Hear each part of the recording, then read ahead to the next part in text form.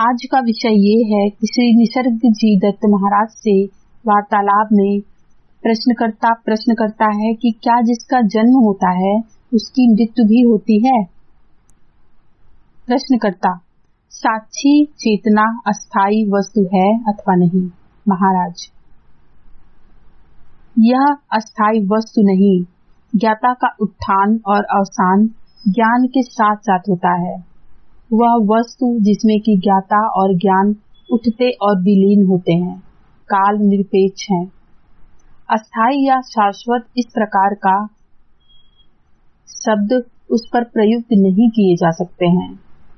प्रश्नकर्ता, सुषुप्ति की अवस्था में ना तो ज्ञान रह जाता है और न ज्ञाता।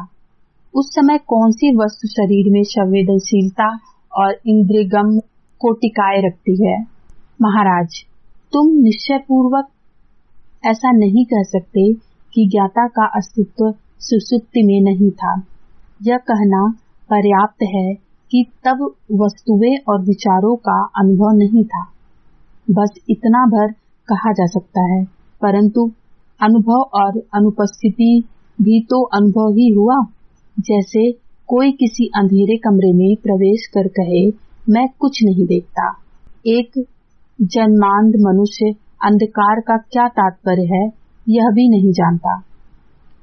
वैसे ही केवल ज्ञाता ही यह जानता है कि वह नहीं जान रहा। सुषुप्ति स्मृति की धारा में कुछ काल का अंतराल भर ही है। जीवन की गतिमयता तो बनी ही रहती है। प्रश्नकर्ता, और मृत्यु का क्या है। महाराज, यह किसी भी देह विशेष का जीवन प्रक्रिया में होने वाला एक परिवर्तन है। संयोजन की समाप्ति हो जाती है और वियोजन उसका स्थान ग्रहण कर लेता है। प्रश्नकर्ता, परंतु ज्ञाता के विषय में क्या देह के विलुप्त होने पर ज्ञाता भी विलुप्त हो जाता है। महाराज, जिस प्रकार देह को जानने वाला जन्म के समय प्रकट हुआ था, उसी प्रकार वह मृत्यु के समय विलुप्त हो जाता है। प्रश्नकर्ता, और शेष कुछ नहीं बचता। महाराज, जीवन वह शेष रहता है अपनी अभिव्यक्ति के लिए। चेतना को एक यंत्र की ओर उपकरण की आवश्यकता हुआ करती है। जब जीवन एक अन्य देह को उत्पन्न करता है तो एक अन्य ज्ञाता की भी उसके साथ अस्तित्व ग्रहण कर लेता है। प्रश्नकर्ता, क्या देह के इस प्रकार के क्रमागत ज्ञाताओं के मध्य किसी प्रकार की कारणगत कड़ी होती है। महाराज, हाँ, एक ऐसी वस्तु जिसमें हम स्मृति शरीर अथवा कारण शरीर कह सकते हैं होता है। यह उन सब बातों को संग्रहित करता है जिन्हें सोचा चाहा और क्रियान्वित किया जाता है। यह बहुत सी आकृतियों से बने किसी बादल के समान होता है। प्रश्नकर्ता, यह जो पृथक रूप से अस्तित्वमान होने का भाव होता है, यह क्या वस्तु है।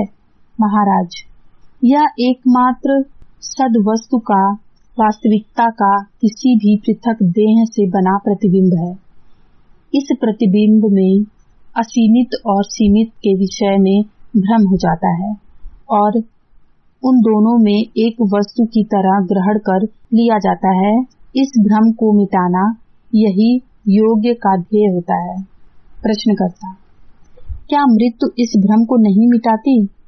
महाराज, मृत्यु में केवल देह मरती है, जीवन चेतना और वास्तविकता नहीं मरते, और मृत्यु के उपरांत जीवन उतना जीवित नहीं रह जाता।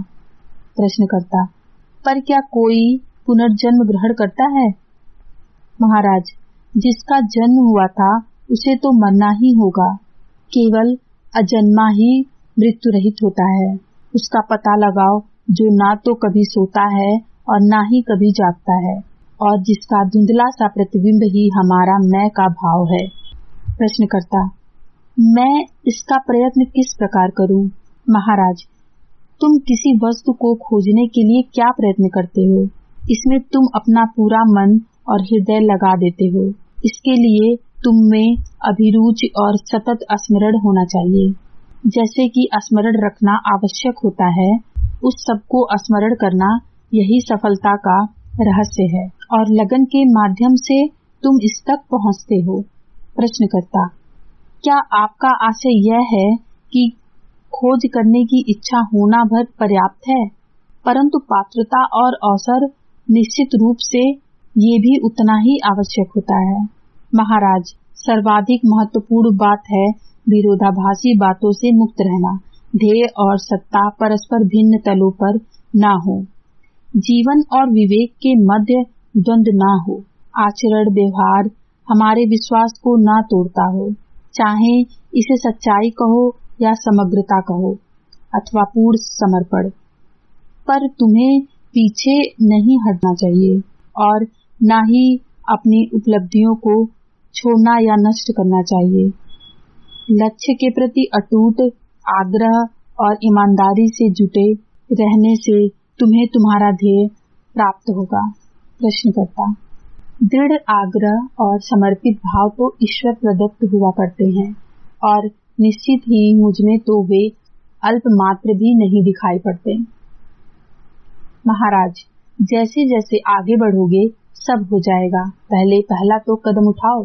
सारी शुभेच्छाएं अपने अंतर से ही आती हैं। अपने अंतर की ओर उन्मुख हो जाओ। मैं हूँ यह तुम जानते ही हो। जितना भी समय निकाल सको पूरे समय इसके साथ रहो, तब तक जब तक कि तुम स्वयं इस पर लौटने के अभ्यस्त ना हो जाओ। इससे सीधा और सरल अन्य कोई मार्ग नहीं है।